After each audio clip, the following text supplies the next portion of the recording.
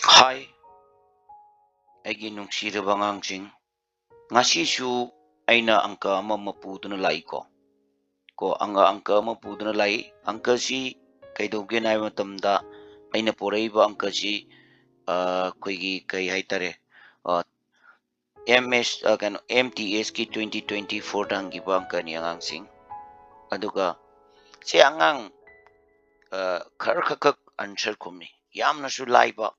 ꯑꯗꯨꯒ ꯌꯦꯡꯕꯁꯤꯗꯗꯤ ꯅꯈꯣꯏꯅ ꯈꯟꯒꯅꯤ ꯁꯤꯒꯤ ꯀꯣꯏꯁꯟꯁꯤ ꯋꯥꯈꯟꯁꯤ ꯈꯔ ꯈꯪꯗꯕ ꯃꯤꯅꯗꯤ ꯀꯩꯗꯧꯒꯦꯕꯨ ꯇꯥꯏꯞ ꯑꯣꯏꯅ ꯋꯥꯈꯟꯁꯤ ꯀꯩꯅꯣ ꯌꯥꯝꯅ ꯂꯨꯅ ꯈꯟꯒꯅꯤꯀꯣ. ꯑꯗꯣ ꯀꯣꯏꯁꯟꯁꯦ ꯑꯩ ꯍꯧꯕꯗꯁꯨ ꯍꯥꯞꯈꯤ, ꯑꯔꯣꯏꯕꯗꯁꯨ ꯍꯥꯞꯈꯤ, ꯑꯗꯩ ꯍꯧꯖꯤꯛꯁꯨ ꯑꯩ ꯏꯕꯁꯤꯗꯁꯨ ꯑꯩ ꯃꯌꯦꯛ ꯁꯦꯡꯅ ꯇꯥꯏꯀꯣ.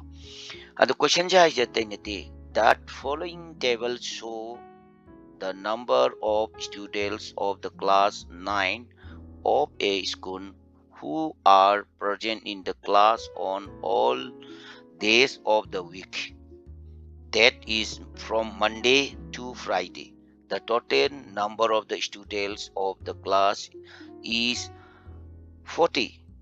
Manaydi sida leiribasi Monday dagina Friday bogi ngasai present oiba angang jing tugi table neba man pirisi. Aduda manayje on which they have a maximum number of students remain absent oige hangbane manangese. Hairiba Monday to Friday ko Monday to Friday pire magi data ngasai ki present oibidu pire.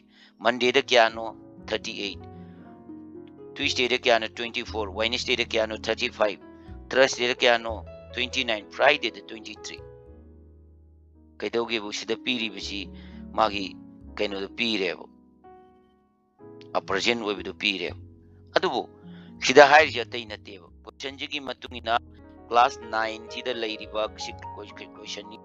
Sigi question jigi class 9 da leiriba angang jigi class 9 da leiriba angang jigi kaidoge bu magi student strength je kya no 40 ne bu piri se. Noina kanga da 40 pire.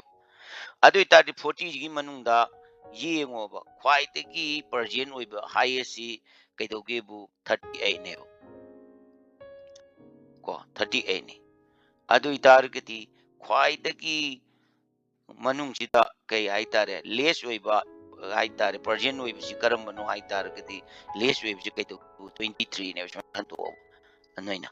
Adu natragaju khwaidagi less oibasi khwaidagi kadaba numisi Monday dagi na Friday bokji yengakpasi Monday ni Tuesday 24 ni Wednesday 30 aduna khwaidagi less oibasi kaidoge na haiba matamda Friday sine 23 ni. Adu itadi 20 jang 40 leibi manungda 23 present oitargadi atai jinga panaruba Friday si kaidoge hai matamda noina dum yengo Friday sina loye.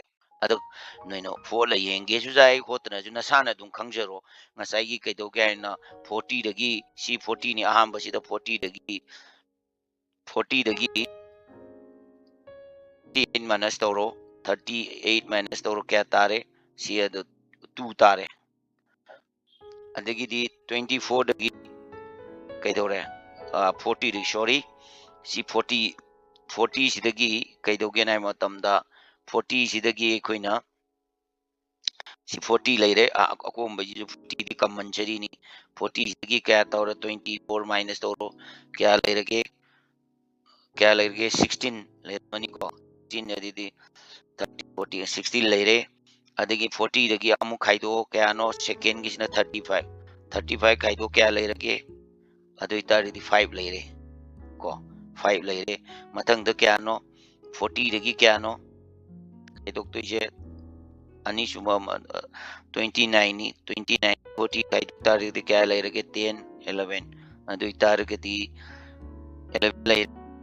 Second 40 dagi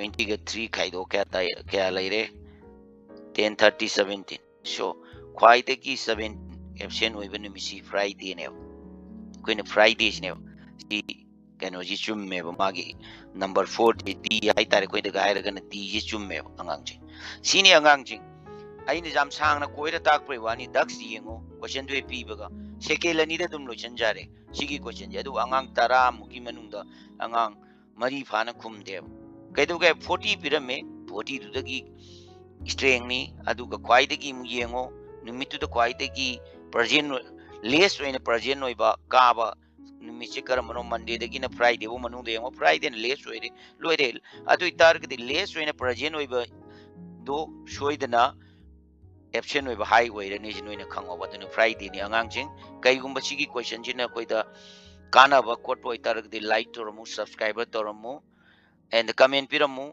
मथंगी अंकसुना कोई ngaidun leiramu ai sumaina different different oiba question jing puduna lake